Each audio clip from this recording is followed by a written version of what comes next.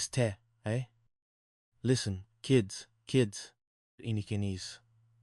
If you're worried about paying rent at this delightful establishment, this magnificent mantra, don't give it a second thought.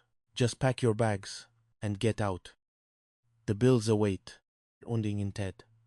He then winked at Professor Fogginsbottom, a rather crude, over-the-top wink. Beginning a bean's face had gone a slow mottled shade of crimson.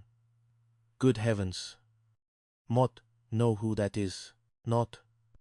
That was not Arthur Periwinkle. You are entirely beyond the bounds of acceptable theatrical mimicry. The Quosilian character merely shrugged. Oh, come on, Professor Fogginsbottom. It is all in good fun, Mott mean. If you can laugh at yourself. Right, Dr. Albright. Humor is the great healer, isn't it? A faint, almost amused smile. Oh, Artie, you were simply wonderful. Truly, a profound caricature. Pointedly, the professor's fury. Oh, you did, Dr. Albright? Well, then you next. Take your pick from the bag. It says your moment to shine. He presented the velvet bag to Dr. Albright, with a triumphant flourish. Albright, however, looked distinctly uncomfortable. Oh, Artie, okay. Oh, no. He looked puzzled. What's the matter, Dr. Albright? A particularly challenging persona in the bag. Perhaps a competitive box champion? Professional composures. Dr. Albright, faltering. You see, Mr. Periwinkle, Mott picked Artie. Mott picked Artie. Arthur Periwinkle himself. Mott don't think it as appropriate to make fun of one's new roommate, particularly not after all the peculiar prophylaxis we've already discussed. Indy, however, chimed in. Oh, don't be silly, Dr. Albright. Mott kid Artie all the time. He loves it. It builds character. Opportunity to escape, the Professor Roth quickly agreed. Yes, Dr. Albright. It is true. Lindy's teasing is merely a testament to our profound bond of friendship. It is all in good fun. Albright, clearly unconvinced, but also unwilling to be perceived pooper, finally relented. Well, if you say so, Artie Periwinkle. Yeah. Go on. Mott shall attempt to emulate your unique charm, Mr. Periwinkle. Wish me luck, onen but determine.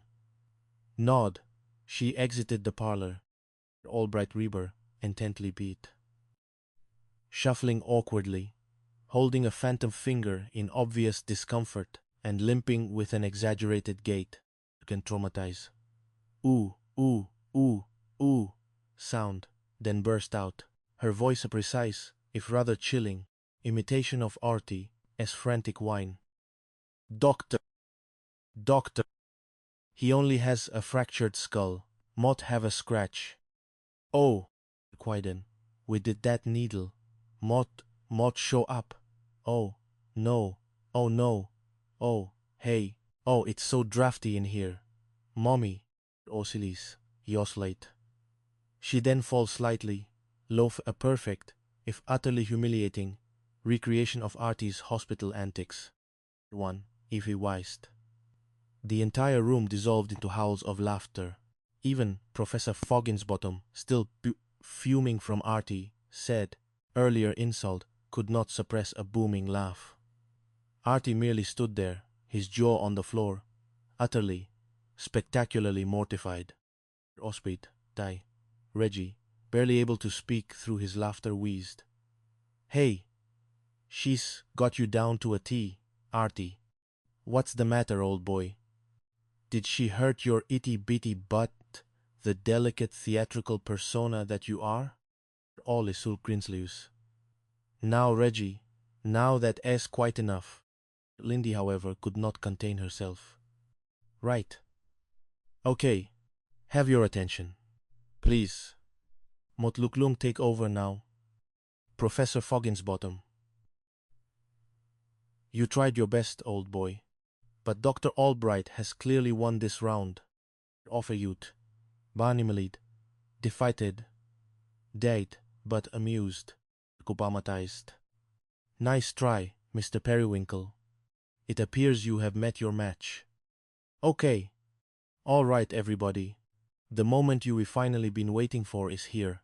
We about to play Artie Periwinkle as famous party game. A true masterpiece of modern entertainment. Poor T.B. Albright looked completely bewildered. What famous party game, Professor? Don't you recall inventing any famous party games that don't involve questionable culinary experimentation? Comic night. Professor Fogginsbottom, however, was in full flow. And it is called A Million Laughs, my dear Mr. Periwinkle. A guaranteed evening of unbridled merriment. A million laughs, and everything we need is right here in this little bag. Right, Artai, my dear boy. A brilliant stroke of genius, Omblin Tufind. He held up a rather tatty canvas bag that Reggie had given him. Kumal to be. Artie merely looked from Reggie to the bag, a growing sense of dread settling in his stomach. Right, Reggie, he muttered, realizing he was being set up. Reggie merely grinned. And now Motmet going to need a volunteer from the studio audience. My dear friends, here at home, someone with a good sense of humor, a sporting nature, and ideally, an outfit that can withstand a small amount of, well, magic. Chase immediately raised her hand. Motluglung volunteer Reggie. He shook his head regretfully. Motmet, sorry Peepa, but this lovely young lady here beat you to it. Fate has selected our star. Thank you for being such a good sport, Dr. Albright. Oh, say hello to Mr. Hand Buzzer. He suddenly zapped Dr. Albright's hand with a hand buzzer hidden in his palm. On Albright merely blinked, utterly unfazed. Hey, what was your name again, Professor? Willow Albright. Very interesting contraption, Mr. Wisteria. A simple but effective practical joke. Ostek, Heinebly, disappointment. Stammered. Dr. Albright. Okay. My assistant, Dr. Albright here, needs to see clearly for this next astonishing feat of prestidigitation, so she has to wear these rather fetching glasses. There you are, on informatis. Put those eyed. Glasses, put those on. Okay, here we go. He then applied a pair of gag novelty, glesvekepite, hat, enormous fake eyes, and a ridiculously bushy mustache to Dr. Albright's face. There you go, Doctor. Wait a second, Tammy. Let me see. Binbead. Donette. He peered closely at Dr. Albright's face, then feigned a gasp. Have you been getting enough sleep lately, Doctor? Perfectly straight-faced. Replied. Yeah, Reggie. Why? Do not seem unusually well rested? He gasped theatrically. Why, Dr. Albright, you've got circles under your eyes. Huge, profound circles. And most suspect you have a profound case of honk. He squeezed a hidden horn, making a loud, undignified honking noise.